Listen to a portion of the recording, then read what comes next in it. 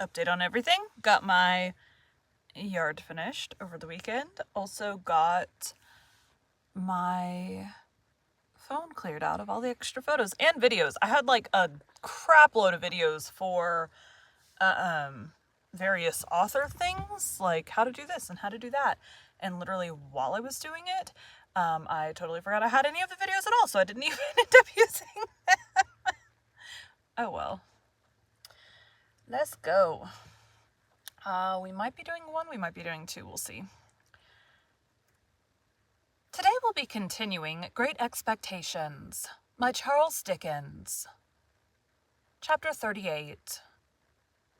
If that staid old house near the green at Richmond should ever come to be haunted when I'm dead, it'll be haunted, surely, by my ghost.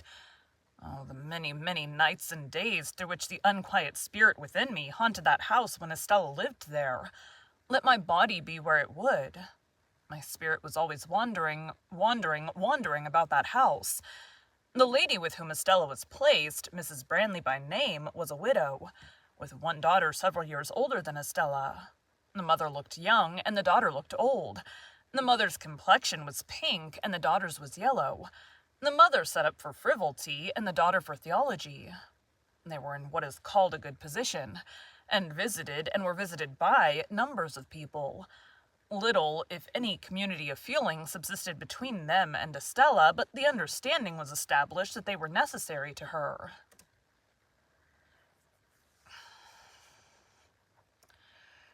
And that she was necessary to them. Mrs. Branley had been a friend of Miss Havisham's before the time of her seclusion.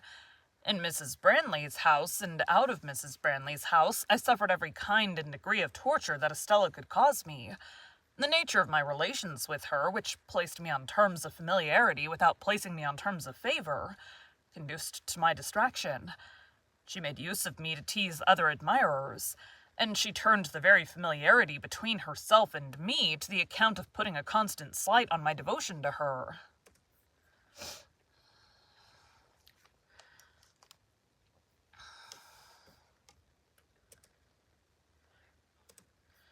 Devotion to her.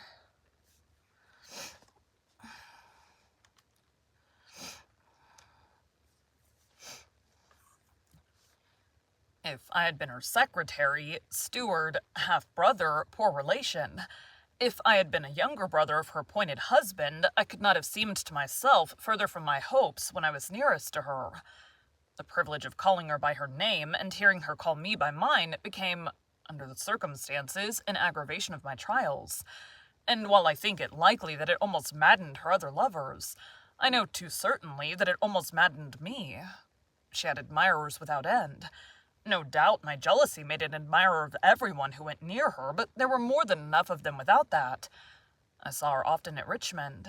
I heard of her often in town, and I used often to take her and the Branleys on the water. There were picnics, fete days, plays, operas, concerts, parties, all sorts of pleasures, through which I pursued her, and they were all miseries to me. I never had 1 hour's happiness in her society, and yet my mind all round the 24 hours was harping on the happiness of having her with me unto death. My stomach. Unto death.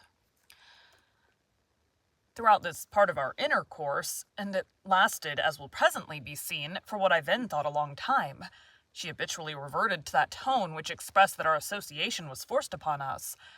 There were other times when she would come to a sudden check in this tone, and in all her many tones, and would seem to pity me.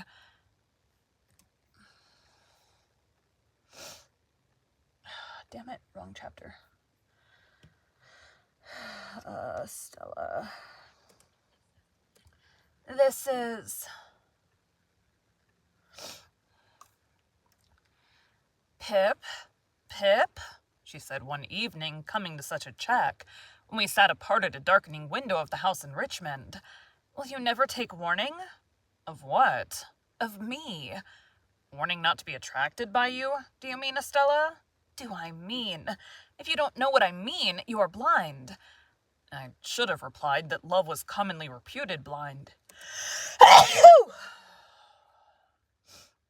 So it's part of the cleaning the yard up. Allergies.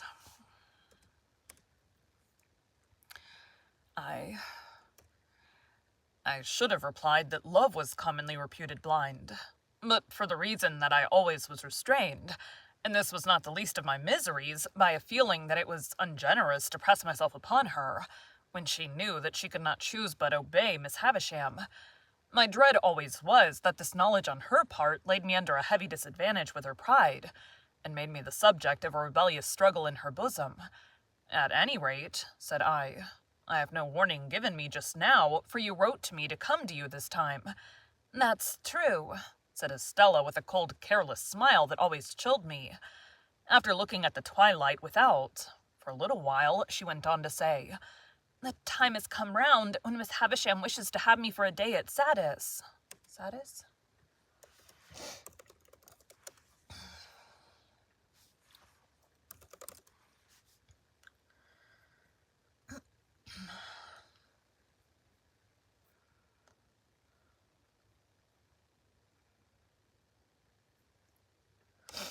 It doesn't actually have the pronunciation of it. Satis. You are to take me there and bring me back if you will. She would rather I did not travel alone, and objects to my...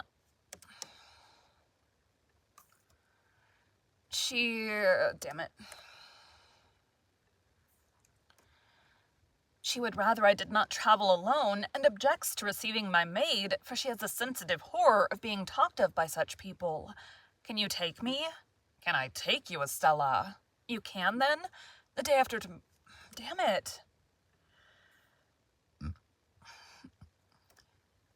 The day after tomorrow, if you please. You are to pay all charges out of my purse. You hear the condition of your going, and must obey, said I. This was all the preparation I received for that visit, or for others like it. Miss Havisham never wrote to me, nor had I ever so much as seen her handwriting.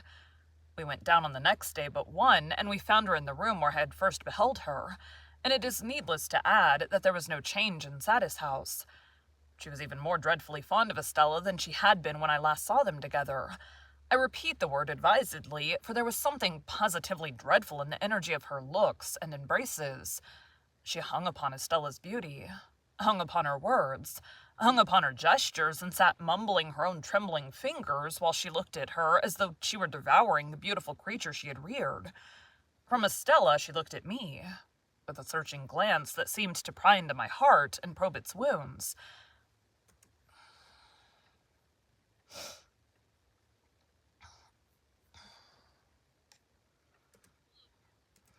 Look at me. Oh, it did not mute like it was supposed to. How does she use you, Pip? How does she use you? She asked me again with her witch-like eagerness, even in Estella's hearing. But when we sat by her flickering fire at night, she was most weird. For then, keeping Estella's hand drawn through her arm and clutched in her own hand, she extorted from her by dint of referring back to what Estella had told her in her regular letters, the names and conditions of the men whom she had fascinated. And as Miss Havisham dwelt upon this role with the intensity of a mind mortally hurt and diseased, she sat with her other hand on her crutch stick, and her chin on that, and her wan...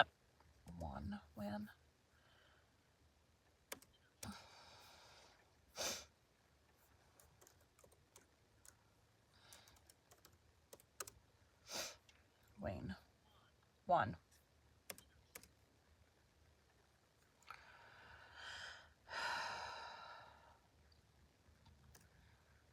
And her chin on that, and her one. And her chin on that, and her wan bright eyes glaring at me, a very spectre. I saw in this, wretched though it made me, and bitter the sense of dependence and even of degradation that it awakened, I saw in this that Estella was set to wreak Miss Havisham's revenge on men, and that she was not to be given to me until she had gratified it for a term. I saw in this a reason for her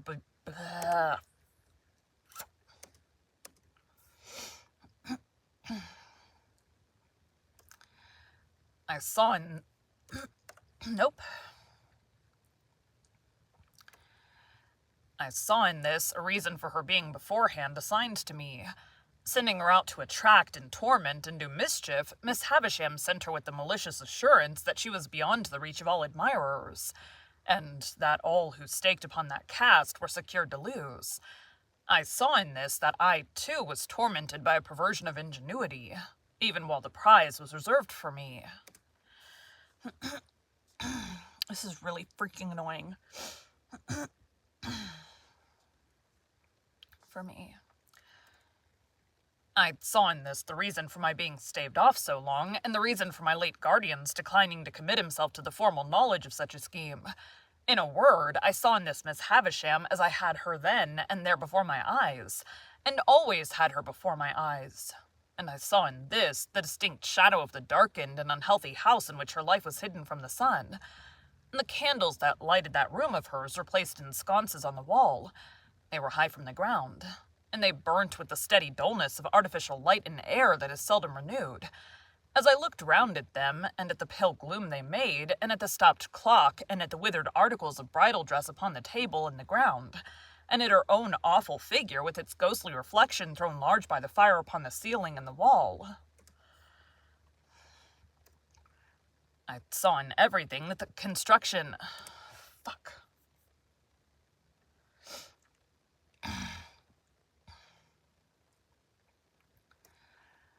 I saw in everything the construction that my mind had come to, repeated and thrown back to me.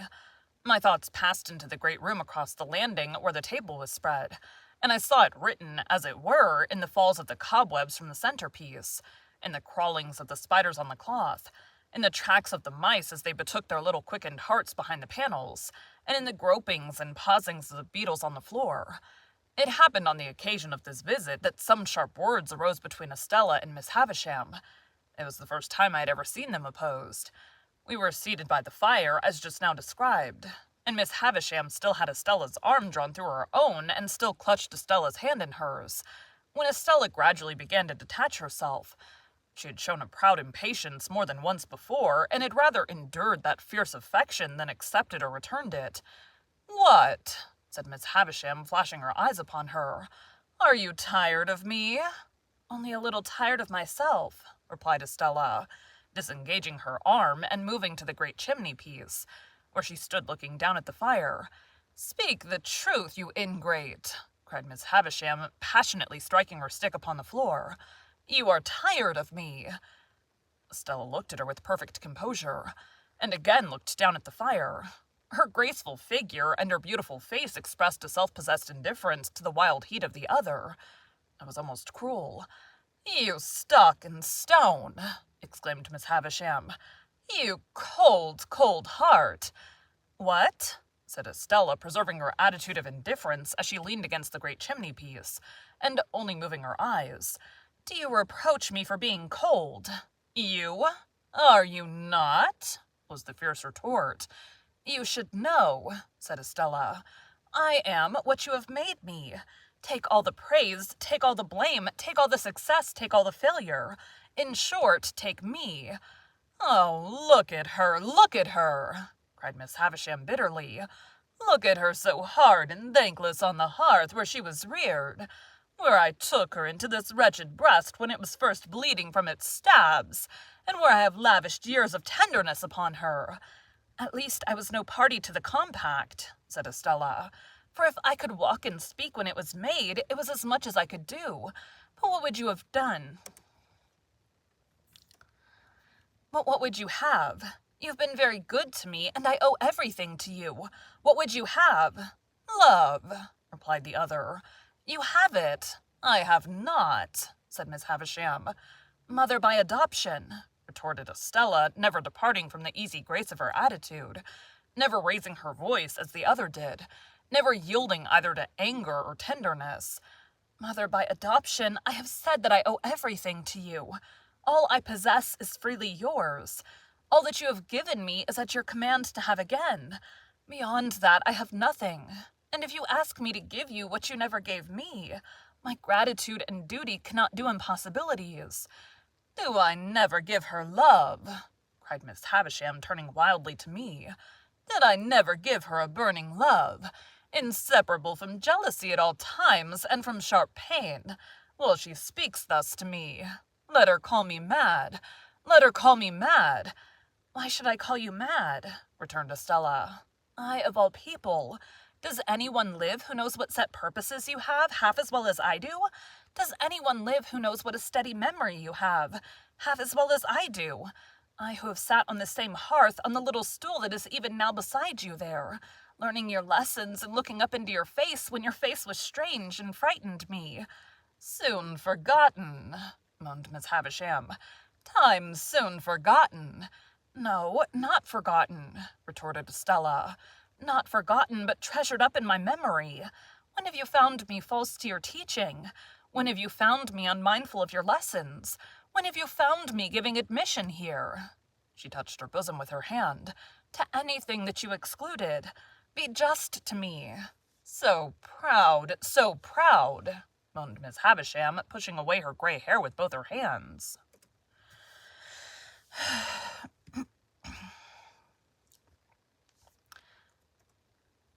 Who taught me to be proud? Returned Estella. Who praised me when I learned my lesson? So hard, moaned Miss Havisham with her former action. Who taught me to be hard? Returned Estella. Who praised me when I learnt my lesson? But to be proud and hard to me, Miss Havisham quite shrieked as she stretched out her arms. Estella, to be proud and hard to me. Estella looked at her for a moment with a kind of calm wonder, but was not otherwise disturbed. When the moment was past, she looked down at the fire again. I cannot think, said Estella, raising her eyes after a silence, why you should be so unreasonable when I come to see you after a separation. I have never forgotten your wrongs and their causes. I have never been unfaithful to you or your schooling. I have never shown any weakness that I can charge myself with. Would it be weakness to return my love? Exclaimed Miss Havisham. But yes, she would call it so. I begin to think, said Estella in a musing way after another moment of calm wonder, that I almost understand how this comes about. If you had brought up your adopted daughter wholly in the dark confinement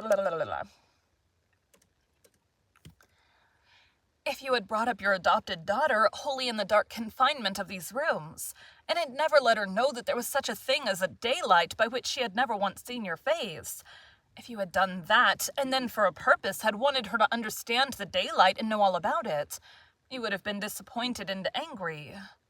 Miss Havisham, with her head in her hands, sat making a low moaning, and swaying herself on her chair, but gave no answer. Or, said Estella, which is a nearer case, if you had taught her from the dawn of her intelligence, with your utmost energy and might, that there was such a thing as daylight, but that it was made to be her enemy and destroyer, and she must always turn against it, for it had blighted you, and would else blight her. Dang it. Blight her.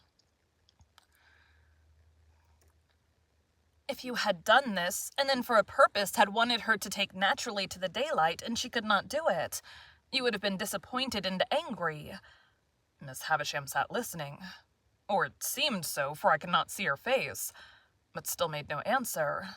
So, said Estella, I must be taken as I have been made. The success is not mine, the failure is not mine, but the two together make me. Miss Havisham had settled down. I hardly knew how, upon the floor, among the faded bridal relics with which I was strewn.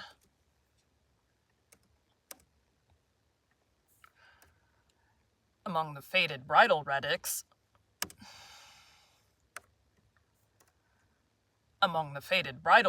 with which it was strewn. I took advantage of the moment. I had sought one from the first to leave the room after beseeching Estella's attention to her with a movement of my hand. When I left, Estella was yet standing by the great chimney-piece, just as she had stood throughout. Miss Havisham's gray hair was all adrift upon the ground among the other bridal wrecks, and was a miserable sight to see.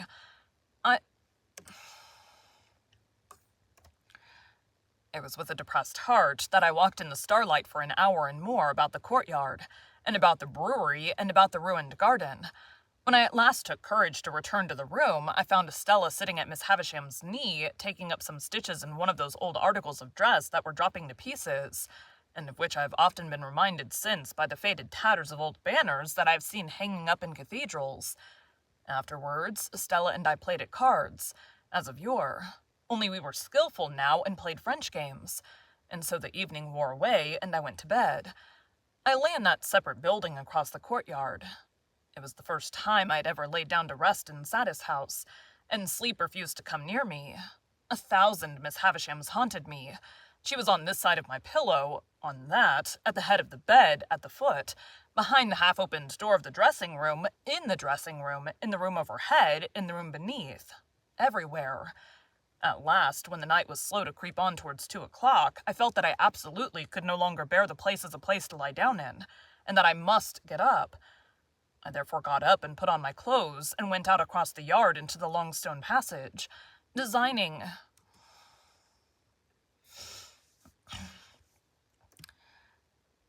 to gain the outer courtyard and walk there for the relief of my mind. But I was no sooner in the passage than I extinguished my candle, for I saw Miss Havisham going along it in a ghostly manner, making a low cry.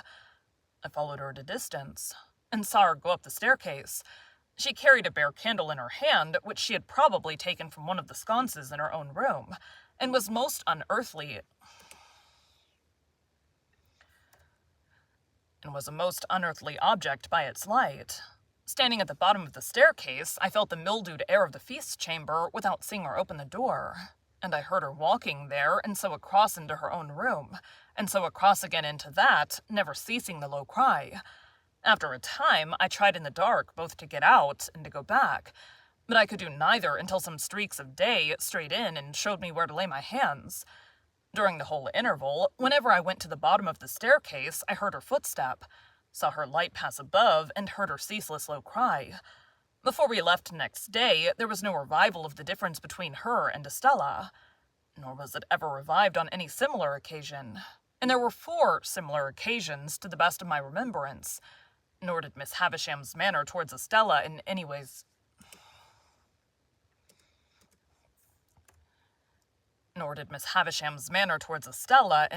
change, except that I believed it to have something like fear infused among its former characteristics. It is impossible to turn this leaf of my life without putting Bentley Drummle's name upon it, or I would very gladly. On a certain occasion, when the Finches were assembled in force, and when good feeling was being promoted in the usual manner by nobody's agreeing with anybody else, the presiding Finch called the Grove to order, forasmuch as Mr. Drummle had not yet toasted a lady, which, according to the solemn constitution of the society, it was the brute's turn to do that day. I thought I saw him leer in an ugly way at me while the decanters were going round, but as there was no love lost between us, that might easily be. What was my indignant surprise when he called upon the company to pledge him to Estella. "Estella who?" said I. "Drummle."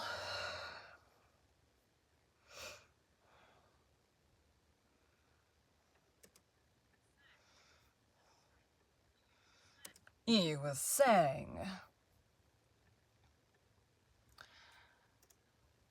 "Never you mind," retorted Drummle. "Estella of where?" said I. "You were bound to say of where," which he was as a Finch. "Of Richmond, gentlemen," said Drummle, putting me out of the question.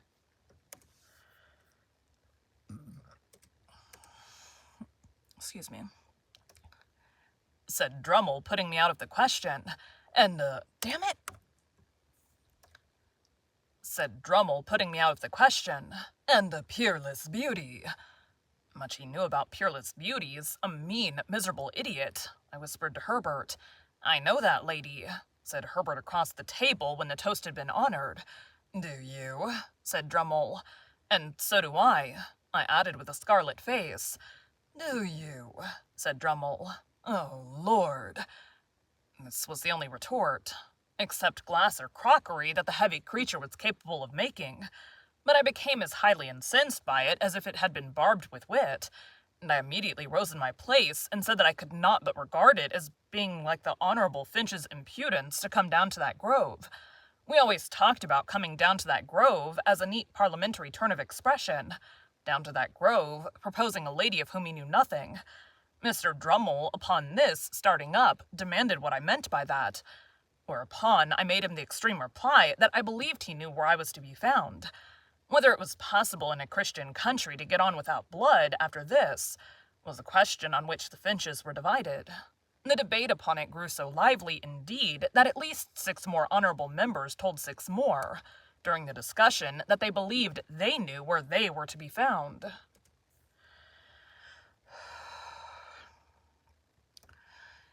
However, it was decided at last, the Grove being a court of honor, that if Mr. Drummle would bring never so slight a certificate from the lady, importing that he had the honor of her acquaintance, Mr. Pip must express his regret, as a gentleman and a Finch, for having been betrayed into a warmth which, next day was appointed for the production, lest our honor should take cold from delay, and next day Drummle appeared with a polite little avowal in Estella's hand, that she had had the honor of dancing with him several times. This left me no course but to regret that I had been betrayed into a warmth which, and on the whole to repudiate as untenable as the idea that I was to be found anywhere. Drummle and I then sat snorting at one another for an hour, while the Grove engaged in indiscriminate contradiction, and finally the promotion of good feeling was declared to have gone ahead at an amazing rate. I tell this lightly, but it was no light thing to me, for I cannot adequately express what pain it gave me to think that Estella should show any favor to a contemptible, clumsy, sulky booby so very far below the average. To the present moment, I believe it to have been referable to some pure fire of generosity and disinterestedness in my love for her, that I could not endure the thought of her stooping to that hound. No doubt I should have been miserable whomsoever she had favored, but a worthier object would have caused me a different kind and degree of distress. It was easy for me to find out, and I did soon find out, that Drummle had begun to follow her closely, and that she had allowed him to do it. A little while, and he was always in pursuit of her, and he and I crossed one another every day.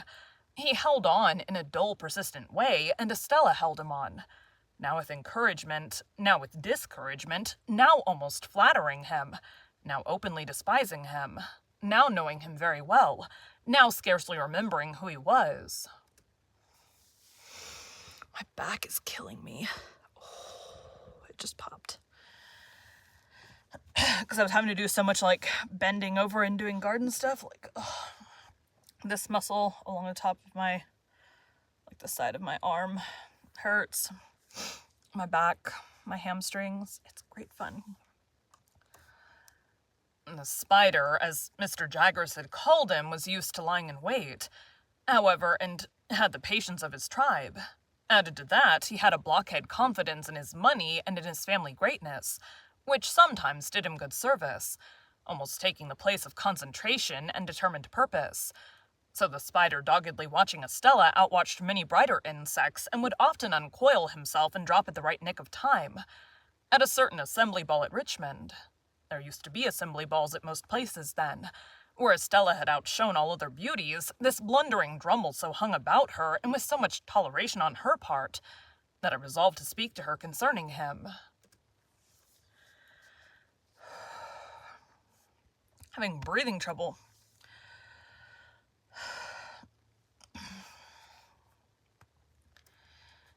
I took the next opportunity, which was when she was waiting for Mrs. Blandley to take her home, and was sitting apart among some flowers ready to go. I was with her, for I almost always accompanied them to and from such places. Are you tired, Estella? Rather, Pip. You should be. Say rather I should not be, for I have my letter to Satta's house to write before I go to sleep. Recounting tonight's triumph, said I. Surely a very poor one, Estella. What do you mean? I didn't know there had been any. Estella, said I, do look at that fellow in the corner yonder who's looking over here at us. Why should I look at him? Returned Estella with her eyes on me instead. What is there in that fellow in the corner yonder, to use your words, that I need to look at? Indeed, that is the very question I want to ask you, said I, for he has been hovering about you all night. Moths and all sorts of ugly creatures, replied Estella with a glance towards him, hover about a lighted candle. Can the candle help it? No, I returned. But cannot the Estella help it? Well, she said, laughing after a moment, perhaps, yes, anything you like. But Estella, do hear me speak. It makes me wretched that you should encourage a man so generally despised as Drummle. You know he is despised. Well, said she, you know he is as ungainly within as without, a deficient, ill-tempered, lowering, stupid fellow. Well, said she, you know he has nothing to recommend him but money and a ridiculous roll of addle-headed predecessors, now don't you? Well, said she again, and each time she said it, she opened her lovely eyes the wider. To overcome the difficulty of getting past that monosyllable, I took it from her and said, repeating it with emphasis, well, then that is why it makes me wretched. Now, if I could have believed that she favored Drummle with any idea of making me wretched, I should have been in better heart about it. But in that habitual way of hers, she put me so entirely out of the question that I could believe nothing of the kind. Pip, said Estella, casting her glance over the room, don't be foolish about its effect on you. It may have its effect on others, and may be meant to have. It's not worth discussing. Yes, it is, said I, because I cannot bear that people should say she throws away her graces and attractions on a mere bore, the lowest in the crowd. I can bear it, said Estella. Oh, don't be so proud, Estella, and so inflexible. Calls me proud and inflexible in this breath, said Estella, opening her hands, and in his last breath reproached me for stooping to a bore. There is no doubt you do, said I something hurriedly, for I've seen you give him looks and smiles this very night, such as you never give to me. Do you want me, then? Said Estella, turning suddenly with a fixed and serious, if not angry look, to deceive and entrap you. Do you deceive and entrap him, Estella? Yes, and many others. All of them but you. Here is Mrs. Branley. I'll say no more.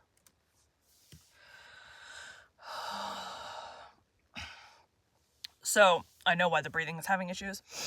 Because I was outside for hours on Saturday. Allergies are being real fun. And now that I've given the one chapter to the theme that so filled my heart, and so often made it ache and ache again, I pass on unhindered to the events that had impended over me. Fuck.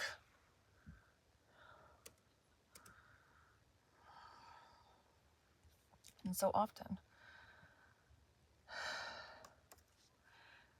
often made it ache and ache again, I passed on unhindered to the event that had impeded over me longer yet, the event that had begun to be prepared for before I knew that the world held Estella, and in the days when her baby intelligence was receiving its first distortions from Miss Havisham's wasting hands. In the Eastern story, the heavy slab that was to fall on the bed of the state in the flush of conquest was slowly wrought out of the quarry. The tunnel for the rope to hold it in its place was slowly carried through the leagues of rock. The slab was slowly raised and fitted in the roof. The rope was rove to it and slowly taken through the miles of hollow to the great iron ring. All being made ready with much labor, and the hour come. The Sultan was aroused in the dead of night, and the sharpened axe that was to sever the rope from the great iron ring was put into his hand, and he struck with it. And the rope parted and rushed away, and the ceiling fell. So in my case, all the work, near and afar, that tended to the end, had been accomplished.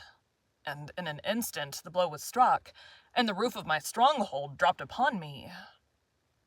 Thank you for joining Bite at a Time Books today. While we read a bite of one of your...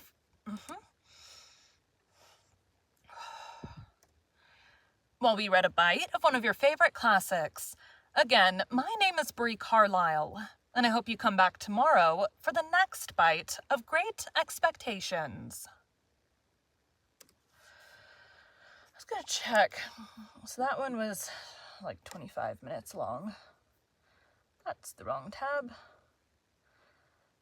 Yeah, the next two are long, and then we have, looks like quite a few short ones, so we're going to try to make up time there.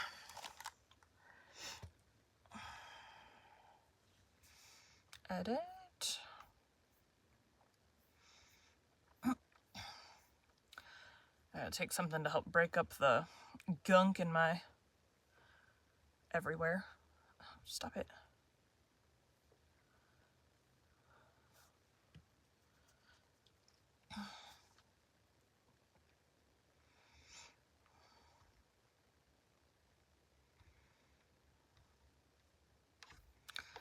There's that.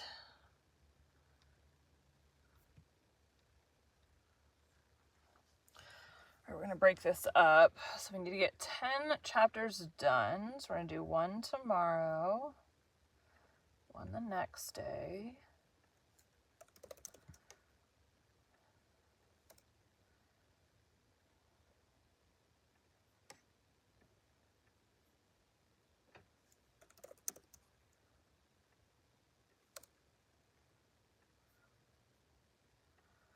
And then 3 the 2 days after that. So that's Tuesday, Wednesday, Thursday, Friday. That'll get me 9 episodes. It's pretty good. All right, thanks, guys.